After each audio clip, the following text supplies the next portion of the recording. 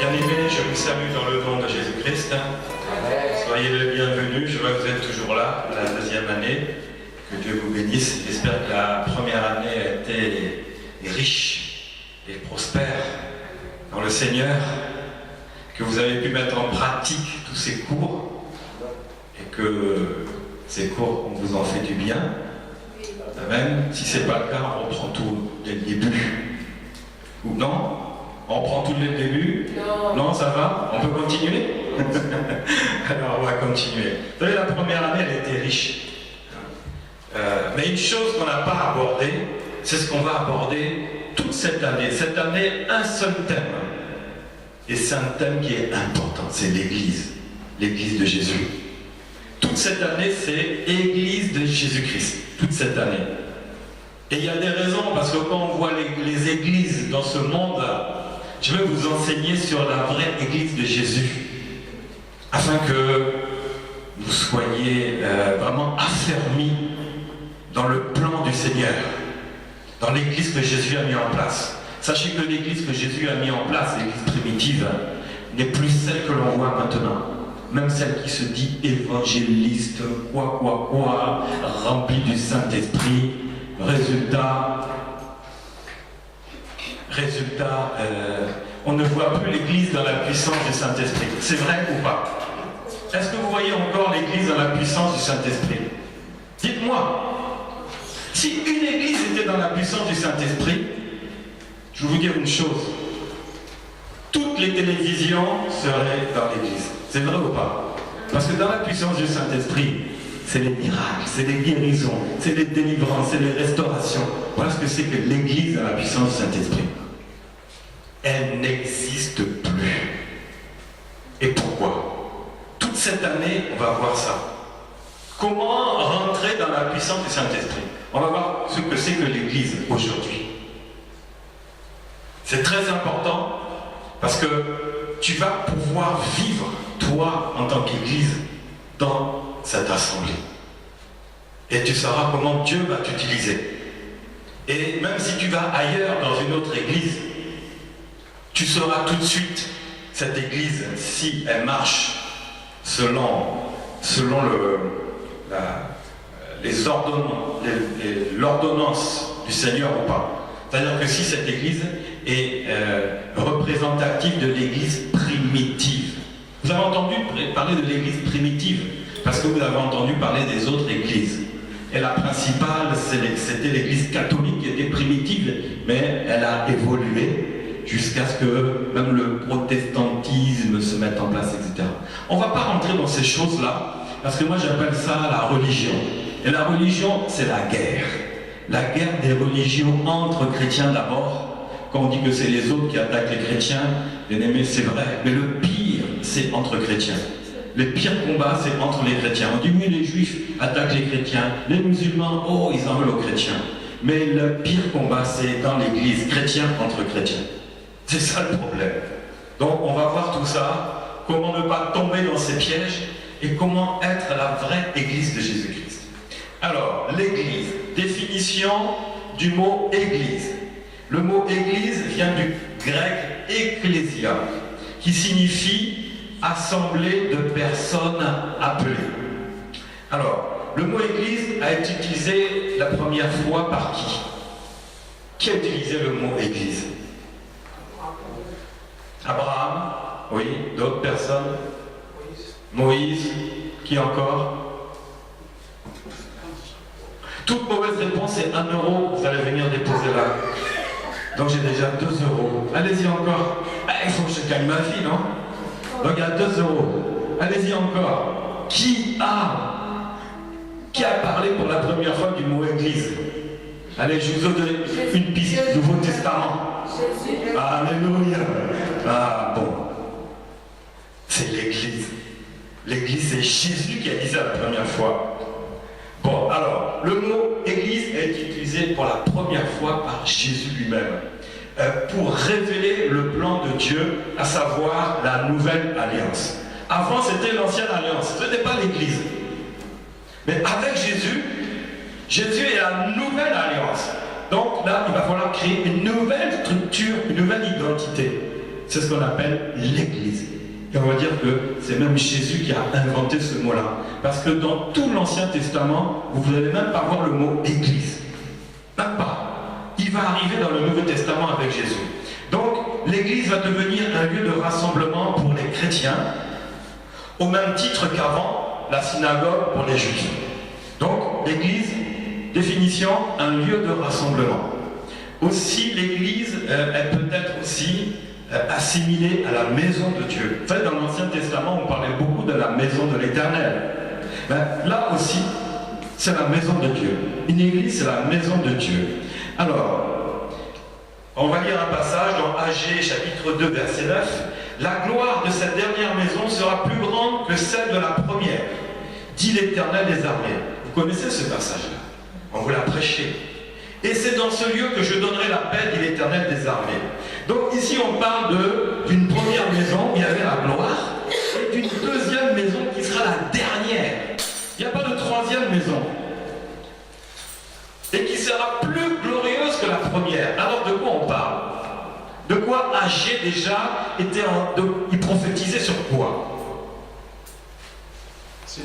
On l'a dit, maison.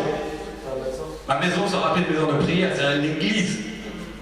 Donc déjà Agée avait prophétisé sur l'église de l'Ancien Testament qui était glorieuse et l'église du Nouveau Testament qui est encore plus glorieuse. La deuxième église va remplacer la première, qui n'était pas l'église. Donc c'était une maison spirituelle. L'église, c'est une maison spirituelle, donc qui est appelée église. Et elle représente la nouvelle alliance avec Dieu. L'ancienne alliance, c'était Abraham, etc. Et la nouvelle alliance, c'est qui? C'est avec Jésus. Et donc ça, c'est la deuxième maison qui est la plus glorieuse. Parce que c'est dans l'Église que se sont passés tous les miracles. L'Ancien Testament révèle très peu de miracles. Très peu de délivrance, quasiment même pas. Mais l'Église de Jésus, qui est plus que glorieuse, va tout manifester. Donc dans cette Église, bien aimée, dans l'Église de Jésus-Christ, tout peut se manifester encore. Parce qu'on est dans la deuxième alliance. Et la deuxième alliance est plus que parfaite. Alors, nous allons voir le texte de base où Jésus parle de l'Église. C'est Matthieu 16, versets 18 et 19.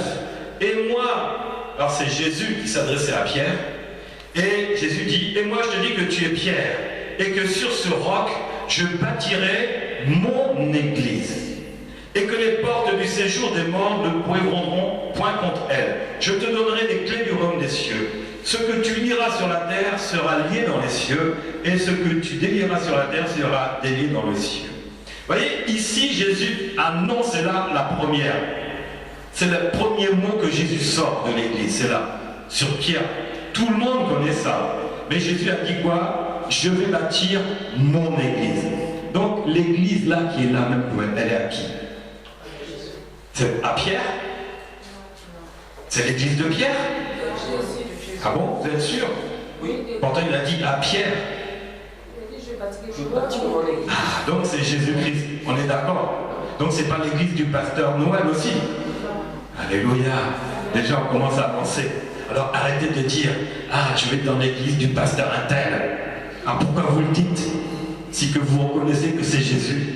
Pourquoi le chrétien a pris l'habitude de dire, je vais dans l'église de pasteur machin là-bas? C'est parce que vous dites?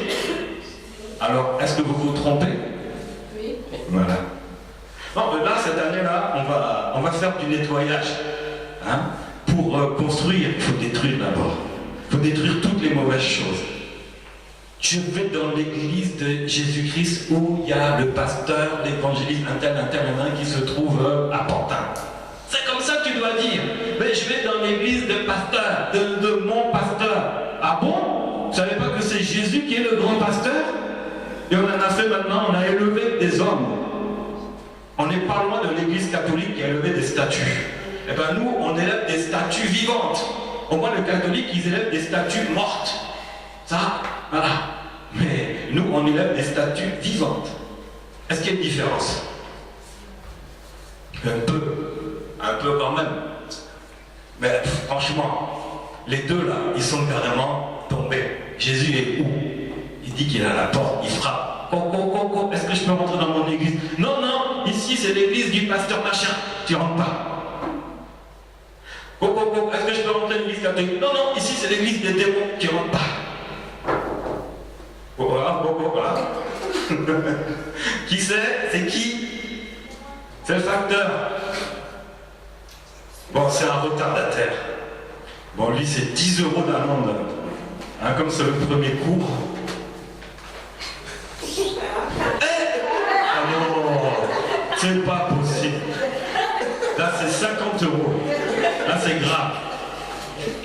C'est grave. Bon. Vraiment. Bon. Franchement, hein. Là, il y en a qui font fort. Suivez vos conducteurs. Oui, ne suivez pas en retard. Mais de toute façon, elle n'est pas dans les cours. Donc, on rigole, mais elle n'est pas dedans. N'est-ce pas? Mais elle va venir vous enseigner aussi. Ce sera sa punition. Alléluia. Bon, on continue. On en était où? Que c'est Jésus qui bâtit l'église. Donc c'est l'église de Jésus-Christ de Nazareth. C'est pas l'église du pasteur. Alléluia. Première chose, Jésus. Est-ce que, donc je vous ai dit, quand je vous ai dit c'est l'église de Pierre, vous m'avez dit non. N'est-ce pas? Donc arrêtez de dire que c'est l'église du pasteur Pierre de Pantin aussi. Si vous êtes d'accord avec ça, je vais dans l'église de Jésus-Christ. C'est ça. Ouais, l'église primitive, c'est ça.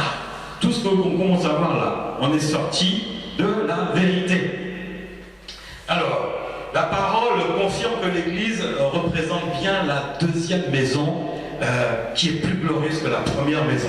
Parce que Jésus a dit, je vais te donner une capacité. Voyez, elle n'existait pas dans la première maison. L'église actuelle a une capacité. La définition de l'église actuelle, c'est une église puissante, de guérison, de délivrance, de prodige, de restauration, de salut, chose qu'il n'y avait pas dans la première maison. Donc cette deuxième maison, définition de l'église, église pour le réveil des nations, église pour le salut, église pour la guérison, église pour la délivrance. Voilà la définition qu'on oublie de dire de l'église. L'église est un lieu de guérison. Et ça, lisez partout, dans tous les enseignements, on va vous dire, l'église c'est un bâtiment, l'église c'est toi. Mais on oublie d'abord l'essentiel. Les gens ils viennent à l'église pourquoi? Pour voir les jolis rideaux? Pourquoi? Parce qu'ils ont un problème. Et ils ont un problème. Avant que Jésus ne crée l'église, il n'y avait pas un lieu qu'on appelait la piscine de Bethesda. Vous voyez? Mais l'église actuelle, elle est comme la piscine de Bethesda. C'est que dedans, il se passe tout. Et ça dépend de qui? Du pasteur, alléluia. De qui? De chacun. On va le voir. On va voir ça dans l'explication de l'église. Alors, l'église actuelle a été, l'église primitive et maintenant, elle sera conduite par le Saint-Esprit. Acte 2. L'église devenait glorieuse, pourquoi? Parce que le Saint-Esprit s'est répandu dans les apôtres. Et ils sont partis avec ça pour bâtir les églises. Donc l'église actuelle, c'est une église qui est conduite par le Saint-Esprit et qui se manifeste puissamment. Est-ce que l'église actuelle est dans ce cas-là? Oui, il y a des églises qui sont conduites par le Saint-Esprit. C'est vrai. Mais est-ce qu'elles marchent dans la puissance, toute puissance de Dieu? De temps en temps. Lorsqu'on laisse le Saint-Esprit chambouler le programme que les chrétiens ont mis en place. C'est ça le problème. L'église n'est pas vraiment dans la puissance du Saint-Esprit. Elle y est de temps en temps quand on laisse le Saint-Esprit se manifester. Voici le mot de définition de l'église. L'église est conduite par le Saint-Esprit. Encore une autre définition. Alors, ça passe aussi par une formation parce que Jésus a parlé au futur. il a dit je bâtirai. Et il n'a pas dit j'ai bâti mon église, n'est-ce pas? Il a dit je bâtirai. Sur qui il a bâti l'église? Sur 12 apôtres. Et dedans il y avait un sorcier. Il y avait le même Judas. Il a bâti l'église sur quelqu'un, sur un démon. Et même, il était écarté évidemment. L'église n'a pas commencé. Mais, bien aimé, je bâtirai. C'est-à-dire que l'église c'est toi. Tu es là aux enseignements bibliques. Pourquoi? Parce que Jésus bâtit l'église sur ta vie. C'est pour ça qu'il a dit je bâtirai encore. Le bâtirai, c'est pas terminé, c'est encore présent et à venir. C'est-à-dire que Jésus continue à bâtir son église. Et ça prend du temps. Les 12 disciples que Jésus a rapidement appelés apôtres, il a donné tout de suite, rapidement, le ministère. Et ici, on va attendre 3 ans, dire ah ben toi tu es pasteur, mais dans 3 ans, tu seras dans 3 ans pasteur. Non, c'est pas comme ça que ça fonctionne. Jésus a rapidement donné les ministères aux 12 disciples qui s'appelaient apôtres. 3 ans et demi pour la formation. Mais est-ce qu'ils ont attendu 3 ans déjà pour se mettre à l'œuvre? Jésus les envoyait, Jésus les mettait à l'épreuve. C'est ce que l'on fait, c'est ce qui se passe. Il y a des ministères qui sont là, mais on ne va pas attendre 3 ans qu'ils soient bien formés pour que les ministères aillent répandre l'évangile, aillent travailler pour le Seigneur. Non, ils démarrent rapidement. Ne vous étonnez pas. Ne vous étonnez pas, c'est biblique. C'est Jésus qui l'a fait ainsi et nous devons faire de la même manière. C'est ça, on doit marcher comme l'église primitive a marché. Si toi tu as entendu ailleurs c'est comme ça, c'est pas mon problème. C'est des raisonnements, des réflexions, des programmes humains qui se sont mis dans l'église, conduits par le Saint-Esprit.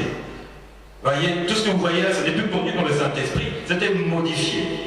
Alors, on va voir maintenant, qu'est-ce que c'est que l'église? Alors, d'abord, Hébreux 10, 25 dit « N'abandonnons pas notre assemblée ». Donc l'église, c'est quoi? C'est une assemblée. Comme c'est la coutume de quelques-uns. Tiens donc, il y a 2000 ans déjà, il y en a qui ont abandonné leur assemblée. 2000 ans après, là, c'est pareil. C'est pareil. Tu le vois aujourd'hui là, demain là, tu vas le voir. Il est parti ailleurs. Il a abandonné son assemblée pour peut-être même abandonner le Seigneur ou aller dans une autre assemblée. Mais il y a des raisons. À l'époque, il y avait des raisons, n'est-ce pas? Et maintenant, il y a des raisons qui sont peut-être pareilles ou voire différentes. Alors, n'abandonnez pas notre assemblée, car c'est la coutume de quelques-uns. Mais exhortons-nous réciproquement, et cela d'autant plus que vous voyez s'approcher le jour. Alors, donc on voit que la Bible dit dans Hébreu, l'église c'est une assemblée. Alors, l'assemblée c'est quoi? C'est une réunion d'hommes et de femmes qui grandissent dans la doctrine de qui? Oui, mais Jésus il a été mort. Maintenant on parle de l'église. Les disciples sont devenus quoi? Amen. Voilà. Alors, ils grandissent dans la doctrine des apôtres. Ce sont les apôtres qui ont mis l'église en place. Et ce sont encore les mêmes apôtres qui continuent avec les églises en place. Ça, c'est l'église primitive. Maintenant, si tu vois qu'un évangéliste met une église en place, bon, là, c'est encore, on est parti. Il a marché sur une savonnette, il a dû rater une partie de la Bible, et puis il s'est dit, je vais évangéliser. Et je vais mettre en place une église. C'est pas ça. Bon, alors, ensemble, ils sont ensemble pourquoi? D'abord pour communier fraternellement. La communion ensemble, la communion dans l'adoration avec le Seigneur, dans la louange, l'adoration. Ensemble dans l'amour de Christ. Et ils s'aiment les uns les autres. Voilà l'assemblée, déjà la base, c'est ça. Ensuite, acte 12, verset 5 dit que l'église est comme un lieu de prière. Alors, Pierre était gardé dans la prison. Et l'église de Dieu ne cessait d'adresser pour lui des prières à Dieu. Vous voyez, l'église qui est une assemblée, c'est un lieu de prière où les fidèles vont intercéder ensemble pour des sujets précis. Parce que qu'est-ce que c'est que l'église? C'est un lieu de prière commun, qu'on appelle l'intercession. Ensuite, l'assemblée chrétienne est un lieu aussi, qu'est-ce qu'on fait aujourd'hui? d'enseignement. Voilà. L'Assemblée chrétienne, l'Église, c'est un lieu de rassemblement où ils sont enseignés dans la doctrine des apôtres, d'ailleurs selon la parole de Jésus-Christ. Donc elle élève des prières à Dieu en menant une vie de prière, une vie de jeûne et une vie de veiller. Veiller. Jeûne, prière, prière, jeûne, veiller. C'est ce que vous faites. Ne l'oubliez pas. Ça doit être... C'est dans l'Église. L'Église, elle a un rôle important à jouer. C'est pour annoncer la bonne nouvelle. Et Jésus lui-même avait montré la solution. Veiller et prier. Ensuite, il a dit jeûner et prier. L'Église, lieu de rassemblement pour prier, pour jeûner et pour veiller. Voilà qu'est-ce que c'est que l'Église. Alors, maintenant, on va voir en 7 points les formes. Qu'est-ce que l'Église, c'est quoi? Qui peut me dire? Allez, allons-y. L'Église, c'est quoi? Tu as assis où là? L'église, c'est d'abord, c'est un bâtiment, n'est-ce pas? Un bâtiment. Parce que quand on dit c'est une maison, c'est un bâtiment, c'est un lieu de rassemblement. Alors, l'église, qui est un bâtiment, elle est aussi un temple spirituel. Mais est-ce que c'est le bâtiment? Est-ce que le bâtiment est spirituel? Est-ce que les pierres là qu'on a montées, les parois sont spirituelles? Alors c'est qui le spirituel? C'est nous. Ah, c'est nous. Pourquoi? Parce que tu es le temple du Saint-Esprit. Donc l'église c'est qui? C'est toi, c'est toi, c'est toi, c'est toi l'église du Dieu vivant. Mais c'est aussi cette assemblée. C'est pour ça que l'église elle est divine et humaine. Humaine c'est ça. Elle est visible, mais elle est invisible, à l'image de Jésus-Christ. Jésus a été visible et invisible, n'est-ce pas? Il a été humain, mais il est divin. L'Église, c'est ça. Donc si on regarde en tant que bâtiment, l'Église est un bâtiment, c'est-à-dire un temple, Luc 2, 36 à 38, il y avait aussi une prophétesse, Anne, fils de Phanuel, de la tribu d'Azer. Elle était fort avancée en âge, elle avait vécu 7 ans avec son mari depuis sa virginité. Restée veuve et âgée de 84 ans, elle ne quittait pas le temple. Et elle servait Dieu nuit et jour dans le jeûne et dans la prière. Vous voyez? Qu'est-ce qu'il y a dans l'église? Il y a prière, jeûne et l'éveillé. C'était écrit. Alors, la Bible dit qu'elle ne quittait pas le temple. C'est-à-dire quoi? La maison humaine. Elle était dedans. Mais quand elle est dedans, cette maison devient aussi un lieu consacré au Seigneur. Ce lieu devient un peu spirituel parce qu'il y a une atmosphère.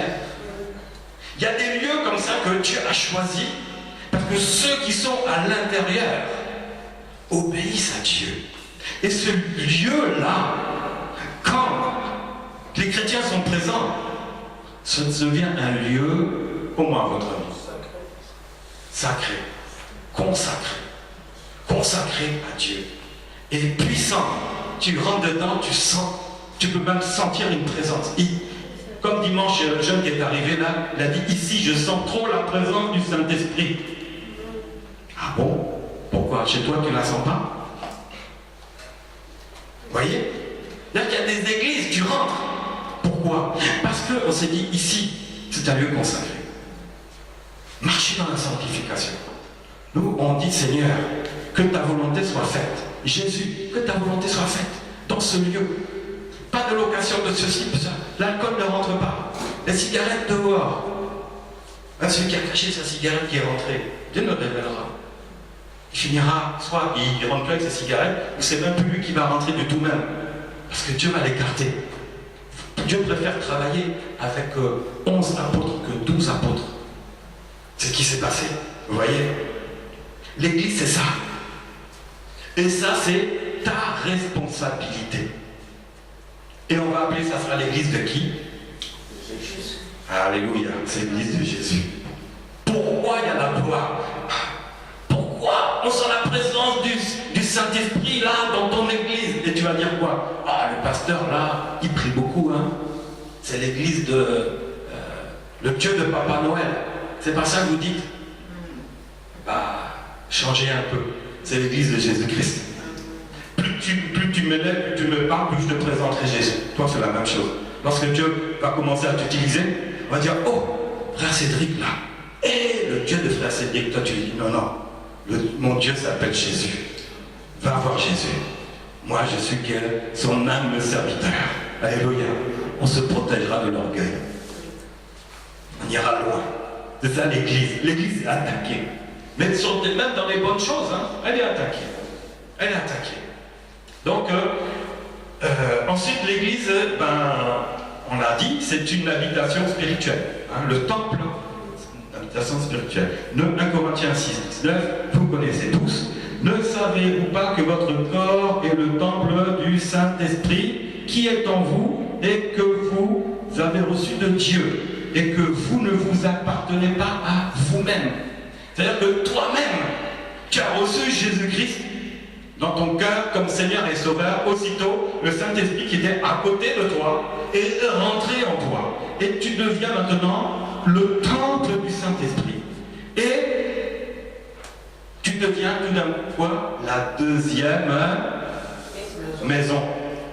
Donc tu es plus glorieux que la première maison.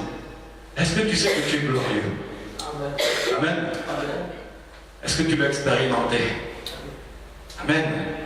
Tu as vu la gloire de Dieu? Tu as ressuscité des morts? Alléluia. Non? C'est que tu l'as vu de la gloire de Dieu. Amen. C'est en route. Si tu l'as dit, c'est que tu l'as expérimenté. Mais tu vas voir la gloire de Dieu se manifester jusqu'à... On va voir le frère Julien, tout d'un coup dit, je suis sorti d'un cimetière, on avait enterré un tel là, Dieu m'a dit, ouvrez le cercueil, ils ont refusé, c'est pas grave, moi j'ai prié, et le dos qui tombe, comme ça dans le cercueil. Alléluia, la gloire de la deuxième maison est plus glorieuse que la première, parce qu'il n'y a pas eu des résurrections comme ça qui se faisaient. Alléluia, à part quelques-uns, le fils de la veuve de Sarepta, qui avait été ressuscité par Élie. Il n'y en a pas beaucoup, ils ont été que deux dans 800 pages. Mais regarde dans le Nouveau Testament, là, waouh! C'est versé comme ça. Les résurrections, ça sort comme ça. Les miracles, ça sort comme ça. Pourquoi? Parce que tu es le temple du Saint-Esprit. L'église, c'est toi d'abord. Parce que quand on va se séparer d'ici, enseignement, même que ce soit l'enseignement, ça devient l'assemblée, n'est-ce pas? Et quand tu seras dehors, tu es le temple du Saint-Esprit, tu es l'église. Non, arrête de mentir. Mais moi j'aime bien être dans cette église-là. Tu sais pourquoi? Je me retiens. Je fais attention. Est-ce que dans cette église-là, tu vas oser mentir à quelqu'un? Tu ne le feras pas. Mais dès que tu es sorti, au moindre truc, tu vas mentir. N'est-ce pas? Mais tu oublies que l'église, c'est d'abord toi. C'est d'abord toi. Mais ici, tu as la crainte. Tu as la crainte. Tu veux dire, oh, je vais tenir qu'une heure dans la crainte de Dieu, mais dès que je suis sorti là, je fais ce que je veux. Alléluia. Mais dans ce cas-là, demande à habiter ici alors. Vis ici. Moi, j'aimerais bien vivre dans une église. Ben oui, parce que dans une église, tu n'oseras jamais faire ce que tu fais dehors. Même si dehors tu résistes ceci, cela, mais tu peux tomber dans la tentation, n'est-ce pas? Et tu dis, c'est pas grave, Dieu va me pardonner. Mais est-ce que là tu es là, tu vas tomber dans la tentation? Non, parce que tu dis, ici, hein, c'est une maison, c'est la maison de Jésus. Quand on est là, si je suis là, je ne peux pas faire n'importe quoi. Ah non, c'est pas possible. Imaginez tout ce que vous voulez, vous n'oserez jamais le faire ici. C'est vrai ou pas?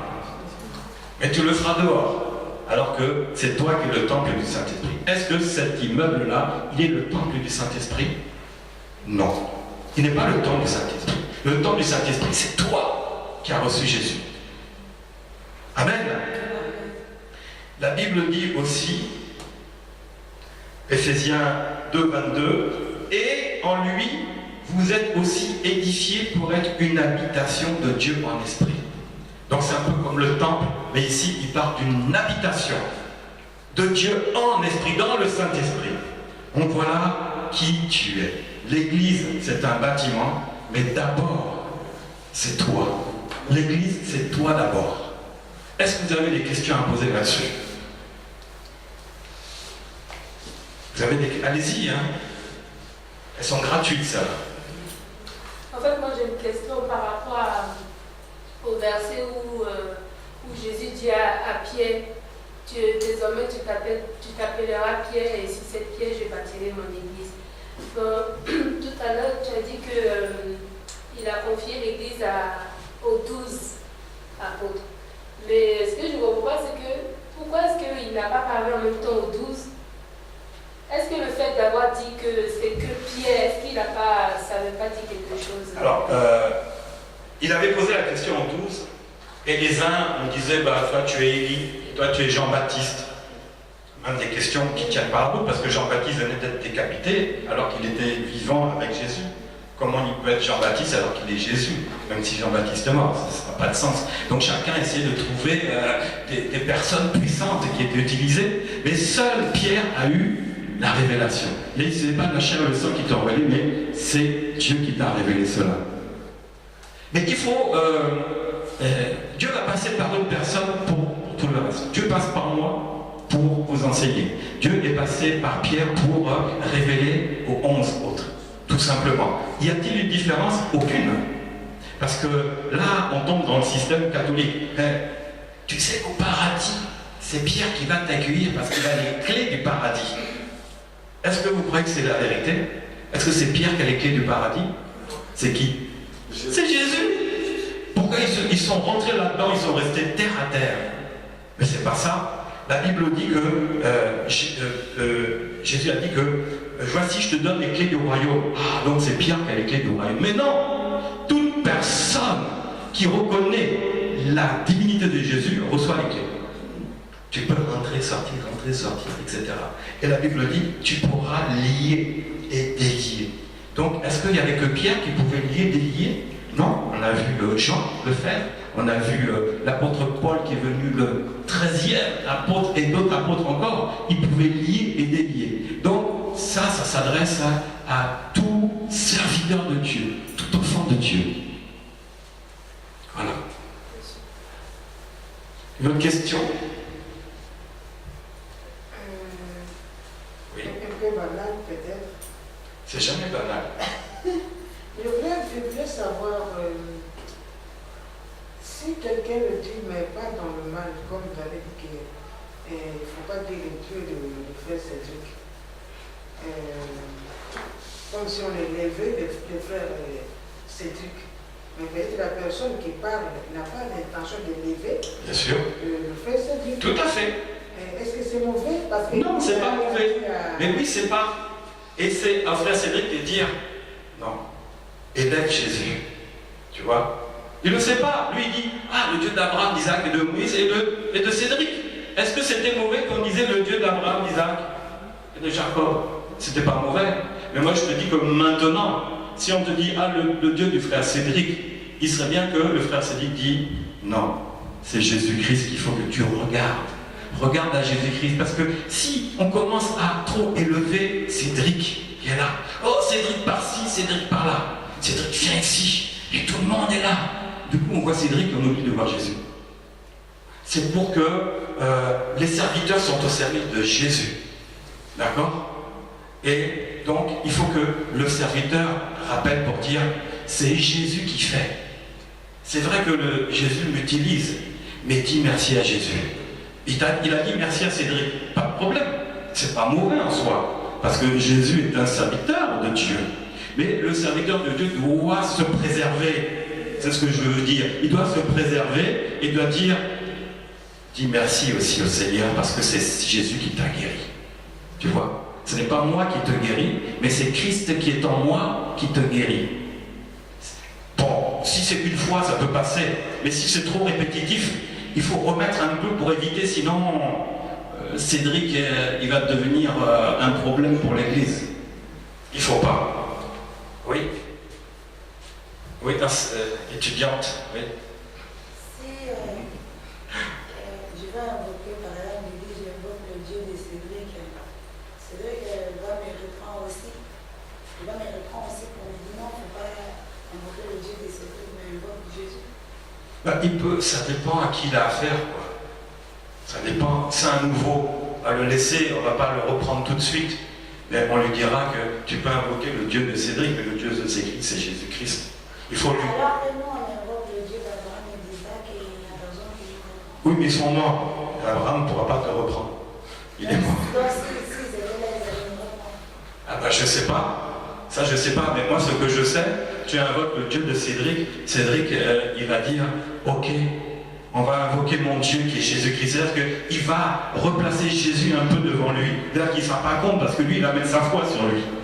Donc lui, il ne va pas bloquer la foi. Mais il va évoluer un peu petit à petit pour lui faire comprendre que le Dieu de Cédric, c'est Jésus-Christ. Quand j'invoque le Dieu d'Abraham, je ne lève pas Abraham, je lève seulement le Dieu. Oui. Oui, bien sûr. Et là, si je lève le Dieu de Cédric, donc Cédric, il peut voir que voilà, le Dieu que lui. Moi, je dis ça. Maintenant, c'est à lui de gérer. Voilà. C'est à lui de gérer. Il n'a pas besoin de me dire à moi Bon. qu'il ne faut pas élever mon Dieu parce que nous avons prié. Et nous prions le Dieu d'Abraham et d'Isaac et les générations qui viennent pour qu'eux aussi prient notre Dieu. Oui, bien sûr. Mais après, dans l'enseignement, il est bon de dire que le Dieu de Cédric, il s'appelle Jésus-Christ. Il ne faut pas oublier ça. C'est ça que je veux dire. N'oublions pas que c'est Jésus-Christ qui est la pierre angulaire. Et pour éviter que Cédric ne chute aussi, c'est se préserver aussi. Hein? Voilà, quand on va commencer à te dire le Dieu de Philippe, le Dieu de Philippe, Philippe reprendra un moment pour dire merci mon Dieu Seigneur Jésus-Christ parce que tu agis à travers moi. Et ça va parler à celui qui disait ça. Pour que lui aussi, quand même, il se fixe aussi sur Jésus. Parce que le problème, c'est qu'on a tendance à trop se fixer sur un homme. C'est comme ça qu'à un moment, Dieu a enlevé un roi. Il a tué. Parce que le peuple commençait à trop adorer ce roi-là. C'est un peu dans ce but-là, de préserver le serviteur de Dieu et d'amener à rappeler que c'est Jésus-Christ qui est la pierre angulaire. Donc ça, c'est pas un coup, mais tout doucement, avec des paroles, parce que c'est biblique, on dit le Dieu d'Abraham, d'Isaac et de Jacob, donc il n'y a pas de problème. Mais nous, on doit dire que ce Dieu-là, il s'appelle Jésus-Christ maintenant. Parce qu'avant, on n'invoquait pas Jésus-Christ, on disait le Dieu, mais de qui? Ah, le Dieu qui a utilisé Abraham. Mais maintenant, nous avons Jésus. Donc, il faut qu'on proclame le nom de Jésus à travers cet homme-là. À travers cet homme-là, vous voyez? Donc ça, c'est pour élever Jésus. Et les serviteurs sont au service de Jésus. Et il faut protéger les serviteurs. Voilà, c'est dans ce sens-là. Sinon, c'est pas mauvais. Je ne suis pas là pour dire non, n'élevons pas le Dieu. Non, non, c'est pas ça du tout. Hein. Mais c'est pour rappeler que c'est Jésus qui bâtit l'Église, c'est Jésus qui nous bâtit, nous tous, et nous sommes des temples vivants de Jésus-Christ, et qui nous a libéré le Saint-Esprit pour entrer en nous. Et nous sommes le temple du Saint-Esprit. Est-ce qu'il y a d'autres questions?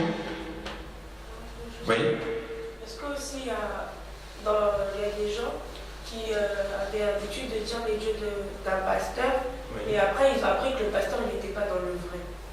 Oui. Mais il y a un moment, il est peut-être dans le vrai. Il a été dans le vrai ou pas? Il n'était pas dans le vrai. Il n'était pas dans le vrai. Il n'était pas dans le vrai. Là. Mais les gens, ils avaient l'habitude de dire le dieu du pasteur. Et c'était un faux pasteur. Et finalement, c'était un faux. Il y avait autre chose derrière. Ah, voilà.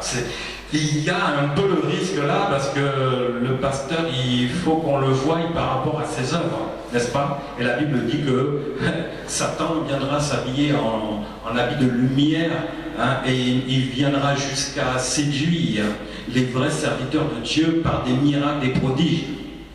Donc c'est pour ça, tu as raison de dire ça. Il vaut mieux dire, appeler vraiment Jésus-Christ, que le Dieu du pasteur. Là, c'est un cas vraiment où on ne sait pas, mais on est conduit par un faux berger, et on est en train d'élever un faux berger, et derrière, c'est des démons qui sont là. Et notre vie est bloquée. On peut voir, de toute façon, on ne se sentira pas bien, tu sentiras, tu verras au fruit. Après, tu dis, oh, j'ai eu le temps de m'écarter, je vais chercher une vraie église. Parce qu'il y a beaucoup d'églises comme ça, hein. Beaucoup. Parce qu'on est dans les temps où Satan envoie beaucoup de loups dans les bergeries, hein, et qui font des grands prodiges. Donc, même tu t'en es rendu compte, bon, ok Seigneur, pardonne-moi, j'ai pas vu, c'est pas grave. Je vais chercher une église où vraiment là, c'est vrai. Vous voyez? Donc là, ouais, même si tu étais dedans, mais tu en es sorti, ben gloire à Dieu, le tout c'est que tu en sois sorti. Après, rentre dans une vraie, où là, ça sera un vrai serviteur, tu auras la parole, tu te sentiras bien, tu sentiras que tes prières, là, ça évolue, qu'il y a du résultat dans ta vie, que le Seigneur vraiment transforme ta vie, tu as la paix, la joie, que vraiment tu es rayonnante en Jésus, là, c'est bon. Si la paix, parce que Satan ne peut pas donner la paix. C'est une chose qu'il ne peut pas donner, c'est ça. Il va faire des miracles, mais la paix, tu ne l'auras pas. L'église qui est remplie de miracles, mais qui n'a pas la paix, l'amour et la joie, je suis désolé, il ne peut pas donner ces fruits-là, parce que ces fruits appartiennent qu'au Saint-Esprit. Et toi, tu es le temple, donc tu dois sentir cela. Et si tu ne le sens pas, va-t'en. Même s'il y a des miracles et ceci, cela, mais tu vois qu'il y a un problème, quitte. La paix, on fait des miracles, mais on ne dit pas la vérité. Là aussi, quitte. Le miracle, c'est quoi? C'est pas ça qui t'amène au paradis. Hein. Il est pour là, dans le présent. C'est plus que des bénédictions. C'est une guérison. Mais c'est pas la guérison qui va te sauver. Beaucoup ont été guéris, beaucoup sont partis. Voilà. Une autre question? Non? Bon, que Dieu vous bénisse.